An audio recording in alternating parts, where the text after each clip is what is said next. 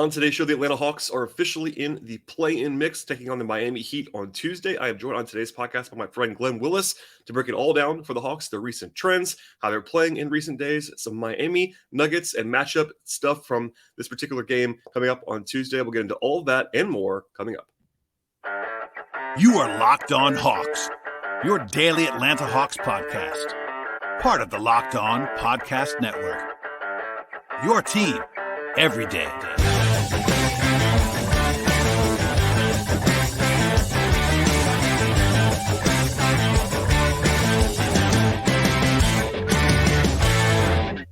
Hello, friends. Welcome to episode 1449 of the Locked On Hawks podcast. I am your host, Brad Rowland, coming to you in advance of the Atlanta Hawks taking on the Miami Heat in the play-in matchup on Tuesday. And today's show is brought to you by Gametime. Download the app at Gametime, create an account, and use the promo code LOCKEDONNBA for $20 off your first purchase. Last-minute tickets, lowest price, guaranteed with Gametime. And I'm joined on today's podcast by an old friend, a familiar face to those of you who listen to this podcast regularly and watch regularly. It's Glen Willis of Peachtree Hoops, ATL 29, etc. Glen, welcome back to the podcast. Thanks for having me, Brad. Good to be back. It's my pleasure, sir. We're actually recording this on Sunday evening, so hopefully it will hold until when I post it on Monday, but I don't think it's going to change too much. We know that the Hawks are 41-41 in typical, I would say, on-brand fashion. They closed the season dead even in the standings after the loss on Sunday. I did a quick podcast after that game, so that's definitely still available for you there. But Glen, I know you watched it. Obviously not the primo talents on the floor for the Hawks in that game on Sunday, but I wonder, before we dive into the Heat stuff later on, anything to take away from that game, or even as far back as like the Chicago win or the Washington win, or even the loss to the Zombie Sixers this week? It's been a busy week, but I wonder where your head's at with this Hawks team right now. I mean, for today, it just kind of goes to show, like, not having one more point guard. Aaron makes an impact on defense now and then, and he's the kind of guy a good team would turn to when they need him, and not when they don't need him, that sort of thing. But like, I was a little frustrated that Onyeka couldn't get many touches today. Like, no one could really was able to kind of get him the ball. And I thought this was an opportunity to run more offense through him. Kind of give him a little bit more of a central role there. I enjoyed Jalen's activity on defense. Thought he was, kind of impactful there. Otherwise, it was just generally kind of unimportant. Yeah, it was. So yeah. I did think of you because I ended up, I think, probably my most positive takeaway from the game on Sunday. It doesn't really impact this year much, but I thought Bruno looked great. I thought Bruno played very well today. And I thought of you as a Bruno stan that you are. I thought you were pretty happy about that, I'd imagine. Yeah. I mean, I think in the broadcast they used the word force, and I mean, you had to look at who the Celtics were. They weren't playing Robert Williams or Al Horford, and weirdly, Grant Williams, I have played a little bit in the second quarter. I still don't know what's going on with him, but that's a different conversation, probably for a different podcast, like a different podcast altogether. But I just find that situation curious. But no, I continue to think the moves they made at the deadline to get back some contracts that could help them next year, depending upon which way the roster construction goes. But they're not, required to carry those contracts over. I think that's true of Garrison Matthews and Bruno and Saddiq Bey's friendly contract. So, from that standpoint, in terms of, kind of funny, after moving on from Travis, they actually did achieve a lot of financial flexibility. His favorite phrase. They did. But me, I love Summer League. So, I enjoyed watching today, and I know that doesn't surprise you. No, not at all. It was a fun one. I mean, I know there was also a national broadcast. I'm sure Hawks fans were more dialed into Bally, probably locally, but ESPN had the national feed. They were talking about Joe Mazzulla's jiu-jitsu instructor for like half a nonstop. Game. It was incredible. I was watching both back and forth, trying to get the full picture. And the only nugget from the ESPN broadcast that I enjoyed was that they did the in-game interview with Quin, because normally, Bally doesn't do that. So Quin had to talk between the first and second quarter, and he basically said, it'd be nice if we stopped allowing so many 3-point attempts, because Boston, they were on pace for a while to set the NBA record for threes in a game. They didn't quite get there, but they took like 55 or something. And, I've always kind of said, and I think you agree, it's one of those things where, like, there's a fine line between not every shot is a good shot, but also teams don't want to allow 53-point attempts. Like, it doesn't matter who's taking them. I know obviously Boston shot the ball well, and a lot of their guys were hotter than you would expect, but the Hawks have been vulnerable at times to just allowing a lot of threes. They haven't taken a lot of threes this year. They've also allowed a lot of threes, and Boston's uniquely equipped. Like, Peyton Pritchard was bombing, so was Sam Hauser. I get it, but 54 attempts is Quin didn't like that very much, it seemed, in the middle of the game. Yeah, it makes sense. I mean, I know you know this. The NBA coaches are like, man, we got to chase them off the line. We got to chase them off the line. We got to chase them off the line, and it's a thing that's emphasized all the time. Not shocking that the guys the Hawks are playing today, you know, not very much NBA experience there across the board, you know. So, you know, Yeah. I don't stress out too much. But the thing for me is like, I see it so many times. I'm trying to figure out how I feel about Boston going into the playoffs, especially contrasting them against Philly and Milwaukee. Not to be dismissive of Cleveland or, you know, New York completely either. But they have so many games where they're like plus, I don't know, 20 to 30 from the 3-point line, total points wise, and minus like 25 in the paint. You know, today I think it was about a 30-point differential in the paint, somewhere around there today. And I just continue to ask myself, is that going to work? Like 4 rounds deep, if you know, which is their goal, no doubt. Is that kind of breakdown of that distribution, is that going to work for them? And I'm still, you know, I think I have to decide between now and the middle of the week, like how I'm going to predict, you know, the playoff series, kind of put myself on record via Twitter or what have you. And that's the team I'm still kind of working on. Like, how do I really feel about them? It's more work to do there. Yeah, I mean, and I'm not going to go down the rabbit hole with Boston, but I am, as people listening to this podcast probably know, I'm big on taking a lot of threes. I think it's a good idea to take a lot of threes, but Boston is in a situation where they don't really have anybody that puts pressure on the rim. I mean, they're bigs. I guess Robert Williams is the one that does when he's out there. But you know, Tatum can do it a little bit. He's gotten better in that area. Jalen can do it a little bit, but they have nobody that you just say is their rim pressure guy. They don't really have that guy, and they take a lot of threes. And to your point, there, it's if they don't make threes for 2 or 3 games in a row, like they're not going to win very often. And that's, you know, there's variance there. That's, and I guess the beauty of the NBA is that it's 7-game series. Like you can afford that. Like Boston would be the ultimate like NCAA tournament team. Like they'd be very vulnerable to a weird loss because they just might shoot 5 of 35 from 3 one night and lose. So maybe it all works out in their favor math wise. But I tend to lean in Milwaukee, but maybe not with Chris Middleton hobbling around. We'll see. Yeah, and then what to make of Philly, man? Still working on that too. You know, I've never really trusted them before. I'm about to say, I know you don't trust Philly, knowing you. But no, and I don't blame you. I mean, I will say this is the most I've ever trusted Philly. That's a low bar to clear. I will say that, but I like their supporting guys better this year than I ever have, and Embiid is playing better than he ever has. Probably Harden is the one where like can anybody ever trust James Harden in a playoff series? Though he doesn't. I don't know, but I do. I think they're probably undervalued. I think a lot of the discussion is Milwaukee versus Boston, and I get it. I think Philly could win the East. It wouldn't surprise me. I did too. I just think, you know, Milwaukee has more to throw at Embiid in terms of like just different bodies. They can throw Brook and then Portis, and you know, I don't think you want to get Giannis on Embiid. I mean, Boston hasn't developed Robert Williams to really defend like. You know, other than a weak side rim protector, you know, they want to put him on the guy in the weak side corner, let him come across and help there. And so I'm just like, how does Boston deal with him? I know over the years, Horford has kind of dominated Embiid, but Embiid's not the same player he was when Horford was kind of controlling him 4 years ago or whatever it was, you know. So I think the East is going to be absolutely just fascinating. And I won't be surprised if Harden is in a supporting role, you know, a 1B type of role, and that you know, eliminates him from having to take, you know, 14 shots in the second half of a critical game, then that won't, and Embiid gets his 20 free throws or whatever. You know, I'm not going to be shocked to see them come out. So I guess the main thing is I'm just looking forward to watching it. You know, I think it's going to be great. For sure. We agree on that. Before I move totally to Hawks Heat, which is obviously looming on Tuesday, people that may not know that somehow, it's a road game. It's in Miami on Tuesday. I wonder what you think of the way the Hawks have played. You know, not necessarily since Snyder, but obviously that's a pretty convenient endpoint to just say post All-Star break, which is that does include the Prunty games, but it's post Nate. And I looked it up a couple of things, like they're number 3, I think, in offense over the second half of the season, second half, quote unquote, really the last third of the season. Rebounding the ball really well.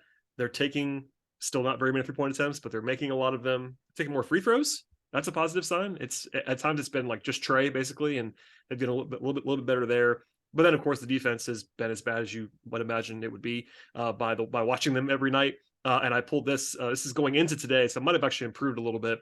But they were coming into today dead last in the NBA in opponent field goal percentage since the All-Star break. Teams are shooting 51% against the Hawks in the last, whatever that is, 22 games. Does any of that stand out to you? Does any of that alarm you? Like, how good are they is kind of the broad question we can kind of answer before we get to Miami. But like, it's kind of like they've still been hovering around 500, but it's been more extreme in the second half. It's been more offense, even worse defense. And I wonder where you kind of land on that. Today's show is brought to you by Gametime. If you've ever been trying to find tickets for a big event at the last minute, it can be incredibly stressful and probably is not the best idea for your emotions or your wallet. After all, buying tickets should not be a hassle. And with Gametime, you have the fastest and easiest way to buy tickets for sports, music, comedy, and theater. With killer deals and last minute tickets and best price guarantee that they give you, you can avoid stress and start getting hyped for the fun they'll actually have at the event. Spring is here, of course. There are tons of events around me in Atlanta. I'm sure that's the case for you wherever you may be on this fine day. And with Gametime, you can get flash deals and last minute tickets, and they're also so easy to find and buy tickets for any kind of event. You can also see images of where your actual seat will be, and you have protection if your event happens to get canceled. Forget playing months in advance. Gametime has deals on tickets right up to the day of the event as well. Gametime guarantee also means you get the best price possible. If you find tickets in the same section and the same row for less, Gametime will credit you for 110% of the difference in that purchase. It's the fastest growing ticketing app in the country for a reason. You can buy tickets in just a matter of seconds. Plus, those tickets will actually be sent directly to your phone to make things easier for you. Snap the tickets that you're looking for without the stress with Gametime. Download the Gametime app, create an account, and use the promo code LOCKEDONNBA for $20 off your first purchase. Terms apply. Again, create an account and redeem the code LOCKEDONNBA for $20 off. Download Gametime today. Last minute tickets, lowest price, guaranteed. Yeah, when I was doing some statistical review today, I went back to February 1 and just compared Miami and Atlanta. Hawks, going off memory here, I think the Hawks have been 4th on offense since Feb 1 and 21st on defense. Miami has been 20th on offense and 20th on defense since February 1. So Miami's not some special team from a statistical standpoint, from a performance standpoint. They're not some magical team. I think, understandably, there's this perception or this inclination to think that they kind of have the Hawks number because they did dominate them, for 5 games last year. The Hawks had a hard time with them overall this year. The second game they played under Quin was a 2-point loss. That was a really competitive game. They had a better game plan there. I went back and watched the last 2 games this week. That first one Quin coached them was the second night of a tough back-to-back, and when they had a couple of days with them, it went a lot better. But for me, I think what I've seen them doing, say the last 7 games, it's like I think they're trying to steer shot volume away from Trey a little bit, kind of prepare themselves for what they should expect to see in any playoff context, and I think that would be true of a Miami matchup or another matchup. Now Miami might be more aggressive and throwing more at Trey, just like they did last year. And I think Quin's been playing with lineups to kind of get max shooting on the floor. One thing I recalled when I watched the second game, the 2-point loss, was that when Quin put Bay and Bogey on together, Miami came out of that high wall 3-player, at the free throw line, taking any space away from Trey in the middle at all. With Bay and Bogey, they couldn't commit 3 players to the middle because it left a shooter in each corner for the most part, unaccounted for as they rallied to the middle of the floor. And so Miami went to a blitzing Trey. That's 2 defenders, even with Zeller on the court. He was getting way up there and blitzing as well. And so I think Quin kind of knows where his levers are, and I think that's something that Nate wasn't very oriented to kind of develop, was a plan B, a plan C, that sort of thing. So if they start the game with their normal starting lineup and they're struggling to create good secondary shots from JC, Hunter, whomever, I think that Quin knows I can turn to a lineup with both Bogey and Bay out there, and they're going to spread the floor and create a different type of something for Miami to react to. And so that makes me feel good that Quin seems to have developed alternatives for himself and for his team that I don't think we would have ever expected to see, for example, under Nate. Yeah, no, it's a good way to frame it because it's on my list to ask you, like, this is going to sound like it's really punitive toward Nate, and it's not. I mean, I think you and I were not among the lowest people on Nate, generally speaking. But, if you look at these teams, part of it in stacking up the matchup is that Miami, like we said earlier, is not as good as they were last year. They're just not. And in every way, statistically, the roster's not as good as it was last year. They still have Bam, they still have Jimmy, of course, and they have still Spoelstra. So that's a heck of a core to have those two top players, but they're not as good. And also, the Hawks have Murray, who we'll come back to, and they have Bay, but they also have Quin. And, Nate, even dating back to before he got to the Hawks, had all kinds of issues in the playoffs, and a lot of it was against the Heat. Like he couldn't beat Miami, even in Indiana. And that wasn't always his fault. Like, he didn't have the best team last year. I don't think that any coach would have gotten the Hawks to win that series. It would have been a little bit different, I think, in some respects, but they wouldn't have won, I don't think. But I mean, how much of an impact can it make? I mean, broadly speaking, like, coaching stuff more than I do, even X's and O's wise. How much of an impact can a coach make in a one game? This is not even a series. It's a 1 game sample size. So, like, there's already inherent variance here. I can already tell you right now, if the Hawks win, people are going to overreact to that. Just because they would have beaten Miami and everything's okay again. Whereas if they lose, people probably overreact to that. It's a 1 game series. It's sort of inherently that way. But, like, how much of an impact can just changing the coach have? Because there's other variables in play too. But there is a new coach, and it's undoubtedly going to get some attention in the next couple of days. Yeah, so I don't expect a ton of changes from an X's and O's perspective. That's hard to do mid-season, even though Quin has doing some different things. A different horn set is implemented, which draws one screener, then sends that screener back across that screener. And it's interesting to see them use kind of that flare action. That's the one thing that kind of jumps out at me. I don't remember the last time they run floppy set, which, hallelujah, thank God for that one. That kind of archaic kind of thing there. They'll run a variation of it on an ATL, but it's not really intended to function kind of that way. It's more kind of something to set up the general play. But, for me, it's more around mentality and just general preparation. When I watch these two teams play each other, the last 2 games, the thing that just jumps out at you is that Miami's opponent, if they stop their first offensive action, Miami has an automatic second, third, fourth. They were countered, the counter. And you have to cover 2, 3, 4 actions against them. Even though they're not the most dynamic offensive team, what they run and how they execute throws a lot at you. Oh, you stopped our first action, boom. We automatically know what our second action is. Yeah. Just one example is, they'll have three on the strong side with the ball. On the weak side, they'll have a big, say, Kevin Love back screen for the lob to, say, Jimmy, right? And if you cover that lob, you're not done. Kevin Love's going to pop up to the 3-point line and get a wide open 3-pointer. Now you cover that, and they're going to bring something from the strong side back across and try to get something going on the baseline. So you have to keep defending. In contrast, the Hawks, when their opponent stops their first action, their tendency over the last couple of years has been pull the ball out, do a bit of reset, maybe look for a mismatch you want to kind of try to tease out and go with that. But they basically bring their offense to a stop after their first action is defended. And in my mind, against a set Miami defense, that is not going to work. So for me, it's not like Quin saying, oh, we're going to run this set of this play, we're going to install this new. No. It's when they stop our first action, we've got to immediately get to the next thing. And whoever the ball rotates to has to attack immediately, And that's a different mindset. That's not what their muscle memory is. Yeah. And so for me, the challenge is Quin getting them mentally ready to execute differently, to a degree, kind of perform against their instincts that they've built up over time, in a sense of attack with the second action, attack with the third action, go, attack early in the shot clock. That was a big difference between the game they lost just by 2 and that prior game was a lot of early shot clock.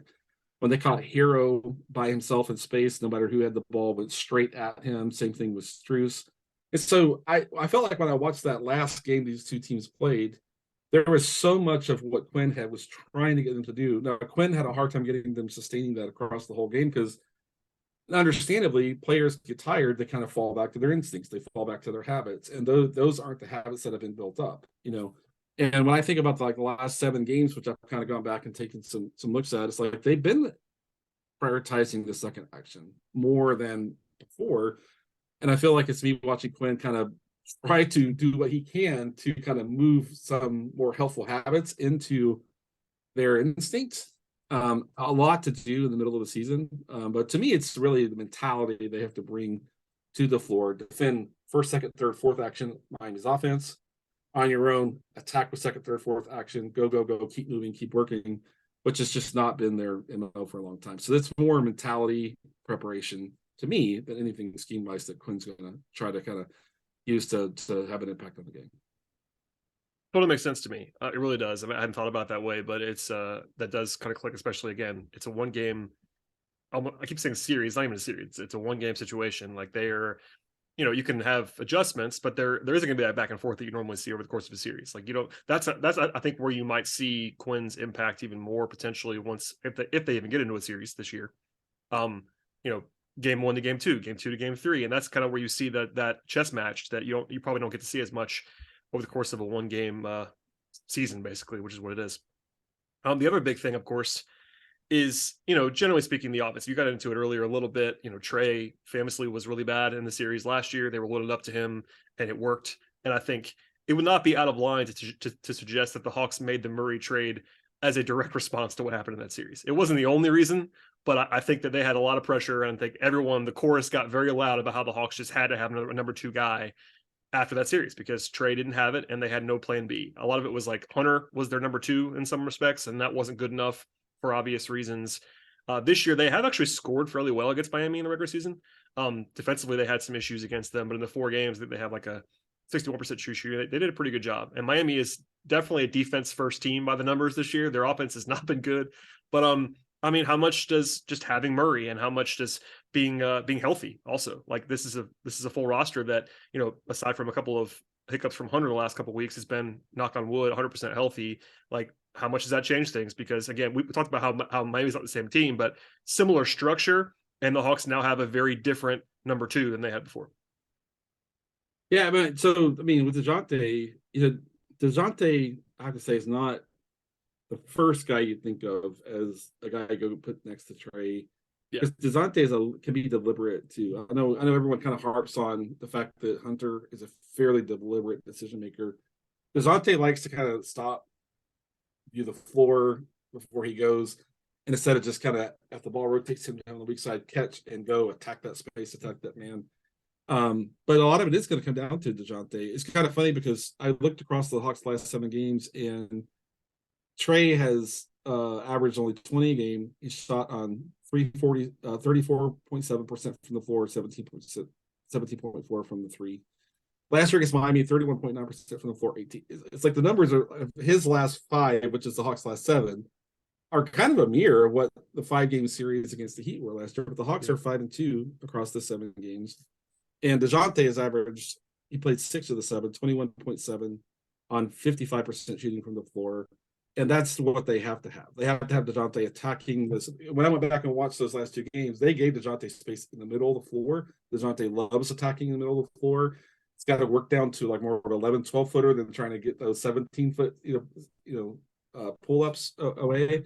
But the thing that jumped out to me was that I went back and looked at Hunter was their top scorer in that series last year. Yeah, because of game 5, really, right? Game 5, he had the big one, like 30 something in game 5 or 4. He had a big one, but he also was pretty good.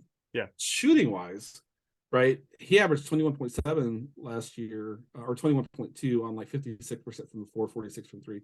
But he had, in 5 games, he had 3 assists and 11 turnovers. And so sounds right. It just jumps out that the Heat were like, DeAndre, have fun, man. Go create your own shot. You're not going to create a thing for anybody else. We're not really worried about you creating these shots at the rim for someone else. We're going to let you attack Gabe Vincent one-on-one or whoever, Martin or, Oladipo or whoever. But in the last 6 games, Dejounte's played 29 assists, 10 turnovers, where DeAndre in those 5 games last year had 3 assists, 11 turnovers.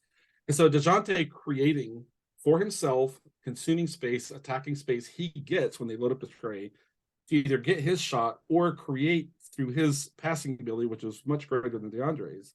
That's the shift from last year, is the ball goes to Dejounte, not to DeAndre. DeAndre is that third option that you have there. Ideal. I mean, last year, Nate was running DeAndre pick and roll because they were forcing the ball out. They were running just as the first action of DeAndre stack, into Pete. Like Quin's not going to do that. No, Unless that's not. It's maybe a few times Miami has like a really suspect defenders on the floor if Hero and Strus are on together, or whatever. But that's the needle mover, is Dejounte being able to do that. And now again, like the Hawks themselves collectively, Dejounte has to kind of overcome his instinct to kind of pause the beat and then go. He's got to go. When he gets the ball, he's got to go. And that's the thing to kind of look for. But that's the needle mover for me. I think Bogey's healthier than he was last year heading into that series. Bay is a difference maker, as a guy you have to respect as a shooter. They didn't have that. They didn't have another shooter to put on with Bogey last year. And I think being able to put Bogey and Bay on together, get them both in the corners, and create that space in the middle. I think Quin has these wrinkles ready to go. And will the Hawks execute to the standard? We won't know until Tuesday. No, we won't. And they can play smaller. Miami does play small a lot. Like Jimmy plays a lot of 4, and that's a very small lineup. And Bam, for as good as Bam is not like this overwhelming 7-foot force. Like the Hawks are going to have a size advantage in the series for the most part. I mean, I know they play Kevin Love a little bit, but Kevin Love is more of a pick and pop shooter at this point anyway, and all that. So that's interesting. Yeah, I'm glad you mentioned the health, because Capella missed 3 out of the 5 games in that series last year. People kind of forgot that. He's not the best matchup in the world for Miami necessarily, but he is a guy that, especially last year, Kongwu was taking a step or 2, 3 beyond where he was a year ago. But without Clint last year, they were kind of drawing dead in a lot of ways, defensively in particular. Collins is having his best offensive run in a while with his jump shot. That's nice. They have a wrinkle with Jalen off the bench. Like they have a deeper, healthier, again, knock on wood, roster beyond Murray. Like obviously that's going to be, I think, especially nationally, you're going to hear a ton in advance of Tuesday about Trey and Dejounte and the difference between last year and this year. That's going to be the number one topic. And I get why, but it's not just that. It's a lot of stuff. Bay helps. Bogey having more juice now and being back to his old ways is very helpful too. And again, not to say it for the 10th time, Miami is not as good as they were last year. They're just not. Right. And it's not like they can't reach that level sometimes, but they're just, no Tucker is huge. Like they're playing great defense this year, but I think PJ was huge last year in that series for Miami, and they don't have a replica of that. Like they're playing Kevin Love in those minutes. They're playing Max Strus. Miami has this problem, and I know you've watched them a lot too, where they have issues playing. They don't have a lot of two-way players, is the way that I'll just put it plainly. Like the Hawks don't have a ton either. The Hawks had plenty of defensive issues on their own, but Miami's trying to deal with Hero, and Strus is okay defensively, but you Kevin Love, who can't play defense. You got guys who can't play offense. They have some lineup challenges. Now, the Hawks do too, admittedly, again, and the Stars are not playing well recently, but I just can't get out of my head. Like, this is not the same Miami team. They talked about that way, like sometimes it's like, oh, Miami's always dangerous. Like, they kind of are. I get it. They have Jimmy, they have Spo, they have Bam, but they're not that good. They're just not. And this is not saying not picking the Hawks, because the Hawks are the underdog for a reason, and they should be. The game's in Miami. It's not going to be easy, but the challenge is not quite as steep, I don't think. Yeah, agreed. And, for me, when I was talking with Kevin last night, one thing I was just kind of thinking out loud in the middle of the podcast is, what is Jalen's role going to be? Because you want them to, Hawks want to attack early the shot clock. That fits Jalen's strengths. He can attack, get downhill, grab a rebound, and go. But the Heat are going to throw so much at him as a defender. Is he going to get lost kind of as a defender? And are they going to be able to play Jalen, say, for 20 minutes? That'll come down to whether he can execute defensively. And again, against the second action, the third action, the fourth action, the young guys are going to have a harder time there. I remember watching the Chicago game. You asked about the Chicago game earlier, where Chicago was playing Vooch, Pat Williams, and 3 guards. And when I saw that, I was like, in Vooch, they play 5 out with Vooch, right? I was like, this is what Miami plays. They play Jimmy kind of as the Pat Williams kind of, comparison there. Bam, different player, but they try to play 5 out with Bam, and then 3 guards, whether it's Vincent, Martin. I know Martin's, pretty big. I mean, physical for a guard. He basically plays the 4 for them, as much as he's not really a 4, but that's what he does. Right, but he's a guard in the sense that the Chicago is. Yeah. And when Jalen was on against that, Jalen kept drawing, Pat Bev, and Jalen was just absolutely shredding the smaller defenders that and when I watched that, I was like, this is what Miami does. Miami plays, Bam and Jimmy and basically 3 guard size guys, And so I think Jalen is an interesting thing. I wonder what Quin's appetite is for playing him a lot. I think there is a lot of concern for whether he can give you all of the nuance that you need from on defense as a young guy. But if they're going to try to throw lineups out there like that, like Jalen, go have fun. I think it's one of those where his first rotation on the court, you kind of see how that goes, and that'll probably dictate where Quin's tolerance is for playing him a lot more, say in the second half. But Jalen could be big here. But to me, the biggest thing is Dejounte is a better passer than DeAndre. Dejounte is really confident getting to his spot. DeAndre seems to sometimes know where his spots are, other times I have no clue where his good spots are. Dejounte knows where his spots are. And then being able to deploy Bay and Bogey together is a huge change. It is a massive change. Now they got to make shots, and they got to get the ball to them, without turning the ball over, and also be able to defend. Because the question there, I could already hear people say, like, well, can I guard?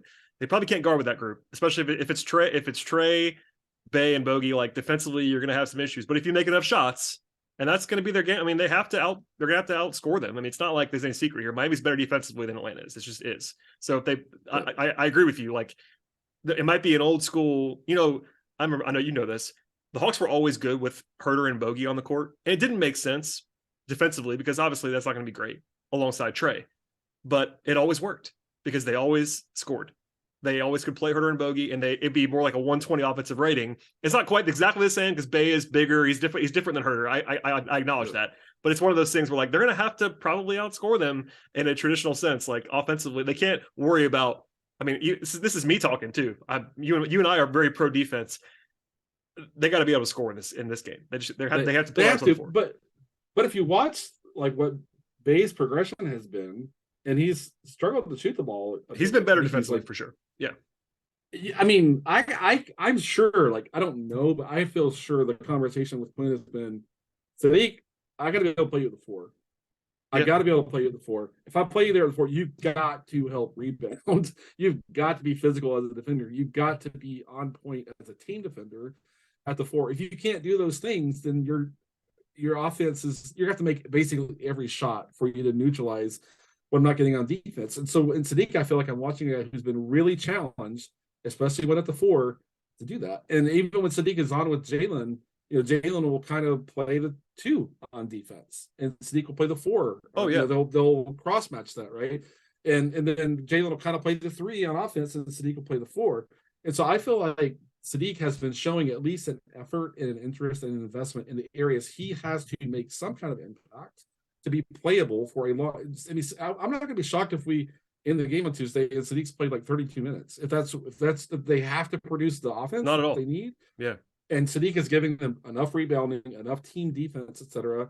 That's where it's going to be. If John's John misses 4 of his first 5 shots in the first half or whatever, he may play 5 minutes in the second half, and it's not going to shock me.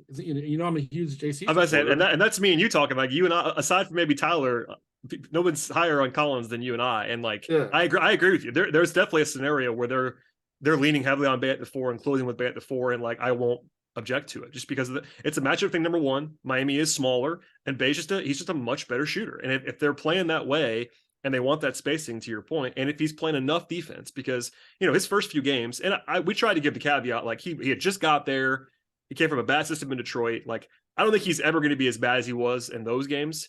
I'm worried about his defense, big picture. I don't think he's a great defender, but he has been much better the last couple of weeks. Once he's gotten in the system, he's playing hard. He's a physical guy. He's slow for a wing. He's a step or 2 slow. He is kind of a bogey problem defensively, where he can't really slide with guys, but he is a legit 6'8". And he's physical, and to your point, if he rebounds and plays with physicality, that can help you. It goes a long way. It does. And then the other thing that jumps out, defensively, how do you make it work?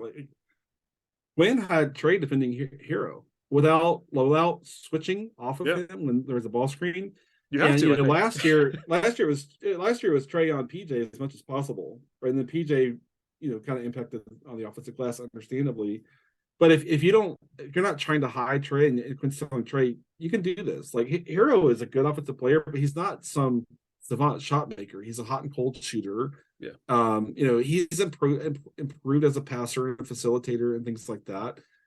He's way better when he's on with Jimmy. Jimmy kind of keeps him pointed in the right direction and things like that. But if you don't have to find somewhere else to put Trey, and Trey works at defending Hero, then you've got a lot more to work with elsewhere. That makes life easier for Bogey. That makes life easier for Bay. If they're not like, if Bay has to switch on to Hero, not what we want, that sort of thing. And so there's a lot riding on kind of, the challenges that we've seen Quin kind of giving Trey to defend on ball, with some effort and some intensity and things like that. So a lot will fall there as well.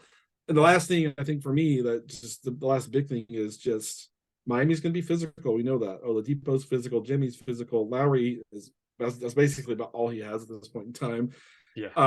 Martin is the best in my mind. Martin is the best defender Miami has at defending with physicality right up to where the line is where officials will call fouls. He gets his hand on the inside hip on the abdomen of the ball handler, and they never call that inside hand at all. And he controls the ball. I mean, all the little techniques that you see, like Martin is excellent at that. And the Hawks have to deal with that. The Hawks have to not get totally thrown off of their willingness to attack, be physical back, deal with that. It can't be like, oh, Martin kind of pushed me off away from the ball screen I was trying to get to, then I'm going to pull out, I'm going to attack him in isolation. That can't be the thing that they're moving on to. And so will they be physical? Well, they try to match the physicality. It's in the Heat's nature to be physical at all times. The Hawks are going to have to kind of convince themselves we're going to have to be more physical than we normally try to be in this game, or it's not going to go well. So the first, 8 possessions, maybe the thing I'm watching the most is how are the Hawks dealing with the physicality the Heat bring? Are they dealing with it first? And if they're able to deal with it, are they trying to match it in some way? And that's another just an absolutely massive part of this game. If the Heat are having their way physically and the Hawks are shying away from the physical aspect of the game, I don't see how the Hawks win that game. Yeah, I agree. And, throw in the fact that it's in Miami, and that's an advantage, clearly. As much as that fan base has gotten some heat for late arriving in the way that Atlanta has, I'm sure that place will be rocking on a Tuesday at 7:30, and they're all ready to go. It's national TV, it's playing, and I'm sure they'll get some leeway with the officials. We'll see what the officiating crew is.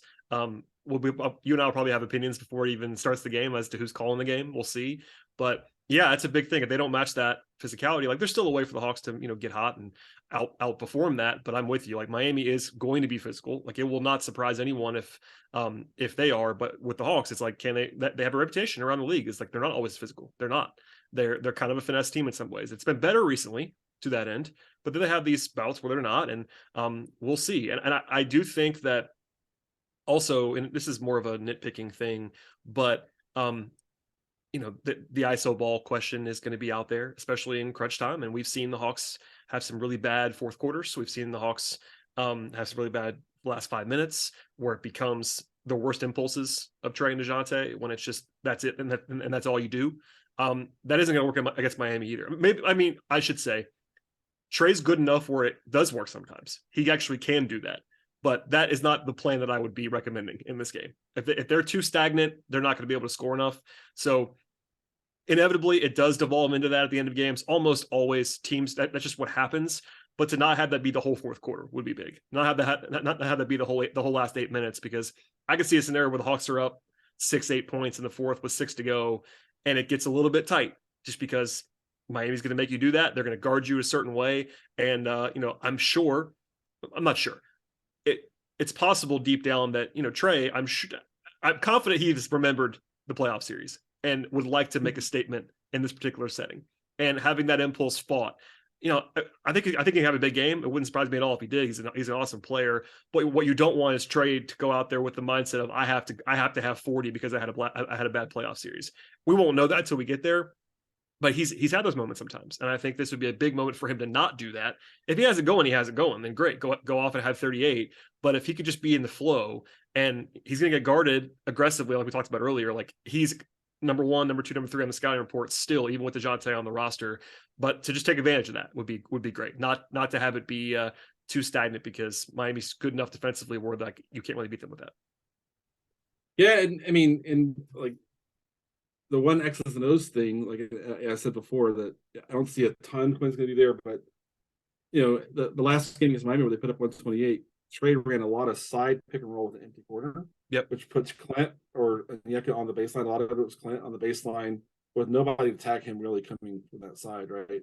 if the Heat defend that the same way, which is still three bodies basically near the nail for showing Trey, and Trey has that lob over the top, then I mean, I'm going to be shocked if Spo just rolls with that the whole game, because they shoot up the Heat defense with that empty corner side pick and roll there. Dejounte even created some advantages on that side as well, but also when the Heat did a better job of getting to Clint, that's when Dejounte got a lot of space right in the middle, which is where he's best, And so can, when basically that last game was like, we're not going to try to run Trey middle pick and roll. We're not going to get anything out of that. So let's go side, let's go slash the 3-point break, slide a little lower than that, empty the corner and go, and that sort of thing. Where they might try to put Trey in the middle is if Trey's on with Bogey and Bay, they put them in both corners, and it's, that's where he gets the blitz, passes to whoever the outlet is, and then move the ball to the corner, get that shot, and go. So when Bay and Bogey are on, both in the corner, Trey in the middle, when it's their traditional lineups on without two shooters, the two best shooters, I think he's going to be on the side, empty corner, and let's see how Spo still tries to defend it the same way. If so, let's see if the Heat are better at executing it. If not, I think the Hawks are going to get a lot of shots at the rim through that. So another big thing early on is so they go straight to Trey on the side. Yeah, and this is more of a big picture thing. That's where I live most of the time. Like, don't let Miami play these lineups where they have 3 to bad defenders. Like, they have these lineups where they're playing Jimmy and Bam with 3 bad, like flat out bad defenders. And if they score enough, they'll get away with it. But if you don't let them get away with it, if you punish them on the other end of the floor when they're trying to play Hero and Robinson or Hero and Strus and Love or whatever, that's interesting to me. I'll be looking to see who ends up on the floor for Miami in the fourth, especially in big moments. Whether if it's Martin and Oladipo, then they're going to guard the heck out of you and they won't be able to score. But if it's Hero and Robinson or whatever, and you can't punish that, then you're in trouble, because Miami, as good as Jimmy is, if they can play their shooters, they're going to be able to score on you, and then you're in trouble. So like that's sort of a macro thing, but I will be just fascinated to see where the lineups go. I mean, on the Hawks side, I really do think it's probably just whether they go with Bay or Collins in crunch time, to be honest. I'll be surprised if it's something else. Maybe if Bogey's got it going, they roll with Bogey, but it won't be too much.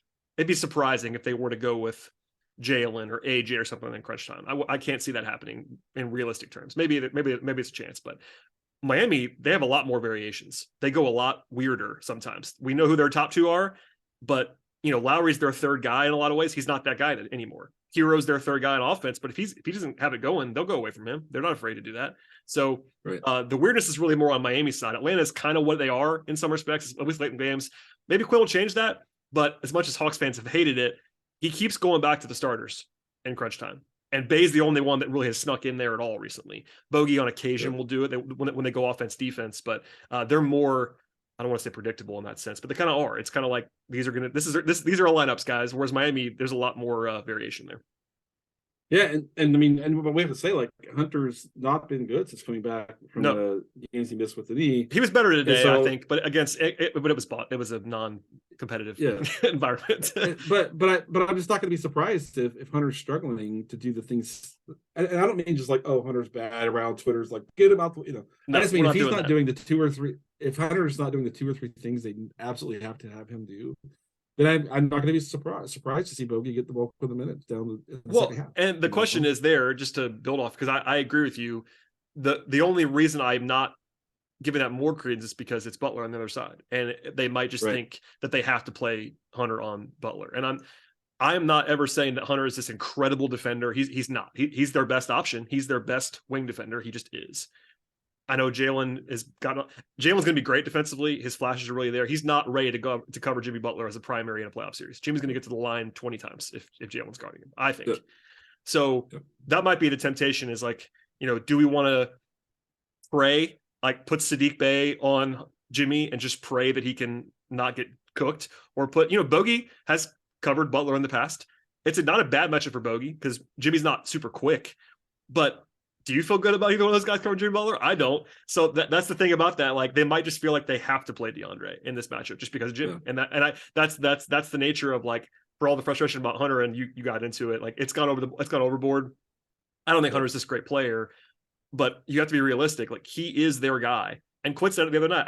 I actually asked Quin what they've missed about DeAndre, when he was out, and the first thing he said was his willingness and capability of being the number one guy on defense, and like they're going to use him in that role. Like he's going to be the guy on Butler unless he just plays himself out of it. Like he'd have to be pretty bad, I feel like, to not close games just because he's their guy against Jimmy. Yeah, agreed. Yeah, and a lot of us, as you know, game flow, Yeah. you know, but for me, it's like one of the biggest flaws of this roster construction, and I know we'll get in more of this in the offseason. We'll save it. Yeah, DeAndre is twice as good as a team defender and help defender as he is at the point of attack, and he's above average to pretty good at the point of attack. You know, he's their best screen navigator, maybe minus Aaron. But DeAndre from the weak side, scram switching, getting guys out of trouble, kind of dropping a foot, towards the ball, just taking a little bit of the angle away. DeAndre is an A++, which is weird because his first 2 years he was like that was not what he was. Yeah, off ball. He was terrible off ball. But he is. I think he's better than JC now as a help defender and weak side kind of defender. JC's probably A+, where DeAndre is good. If they had someone else to put on Jimmy and DeAndre and JC kind of both able to help on the weak side, man, you got something to work. But who is that guy? Well, and that's the thing about Hunter in general. Maybe you roll with Bogey for a few minutes, like you said, and see if that works out. But just pray. So it'll be interesting to see what Quin does with that. It is, and not to go down the rabbit hole too. Like the Hunter thing is interesting because I think he's underrated defensively now, generally speaking, and part of that is that he's never going to be the havoc creation highlight maker on defense. He's just not. Like, so that leans into it as well. And that he isn't an A+ on the ball, and he's not a shot blocker. Like, occasionally Collins or whoever will get a beautiful weak side block, and that gets remembered. And it should. But Hunter's not going to do that. Hunter does the little stuff that only you care about, Glenn. You're a sicko. You love that stuff. But like, even I love defense. Like, it's hard to convince someone of Hunter's value in that if you're not watching it intently. And I get it. So his reputation is far too low at this point, generally speaking, around Hawks fans. And I used to get yelled at for being too low on Hunter. It's kind of funny. Like, things have flipped, I suppose, that he's not baby Kawhi anymore. But take it back on task. He's gonna play a lot, and I think he's gonna have Jimmy a lot, and hopefully he makes some shots. And he's the one guy really on the roster that could say, "Hey, I shot the ball well last year in the playoff series against Miami." So maybe there's some confidence there. Who knows? Yeah. We'll see. It's the big area of concern is he still has ball handling issues. And maybe the Bucks and the Heat like pounce on below average ball handlers so aggressively. Oh, Miami's, I believe, like top 5 or 6 in the league in turnover creation. And you said it earlier about guys like not going quickly. Hunter, the thing that drives me crazy about Hunter is that his processing is just so slow. He does not make quick decisions with the ball on top of the ball handling issues. So you got those two things are bad against Miami. That's not good. Yeah. So if you get Hunter on the weak side corner, the ball pass gets to him. He's got one guy on him, and it's I'm going to shoot the three, or I'm going to great. Like, I'm not worried about that. He has to drive into the space where there's a help defender there. If that's Jimmy or Kyle or Martin, I'm like, oh man, this is probably not going to go great. Yeah. And so that's where Dejounte hopefully is the guy dribbling into that space as opposed to DeAndre, which would make a big difference. Boki also can dribble into that space. He's got a lot of dribble craft and all that sort of stuff. And he's healthier than last year. So, it feels funny to say like the Hawks have to play quite differently than has been in their nature and has been their norm for the last 2 years to do this.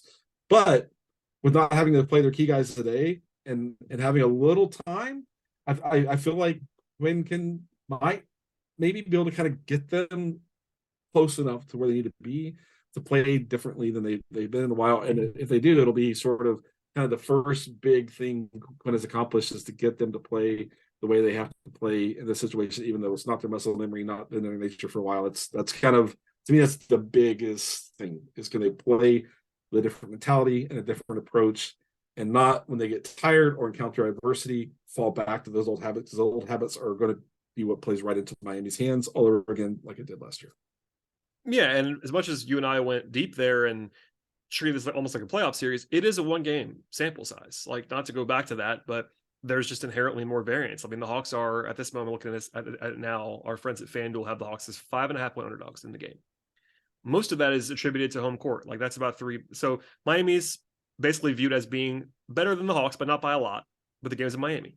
And I could do this the other way. How many times have the Hawks lost this year as 5.5-point favorites? Several, I would say. So it's a 1-game sample. Like, whatever percentage you want to put on it, is it 60-40? Is it 70-30? I don't know.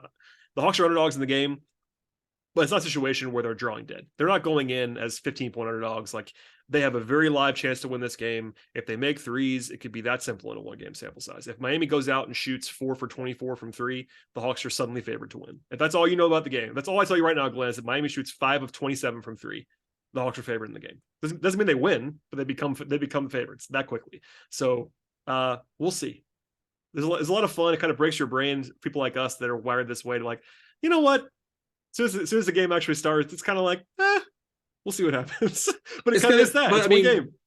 It is. And for me, like, there's a lot of anticipation and I'm curious a lot. But to me, like, once the game starts, I'm just gonna enjoy the game. It should be a fun game.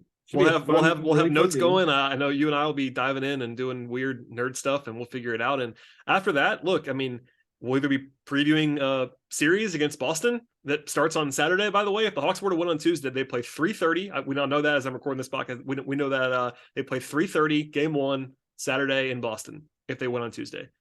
If they lose on Tuesday, they play Friday at home in an actual do or die against either Toronto or Chicago. So the stakes are very interesting. It's going to change a lot of approaches. It's going to change a lot of their reaction time because, going into a playoff series against Boston's no fun, but then going into a playoff one and done, even in your home building, is even less fun, you could argue. So big stakes.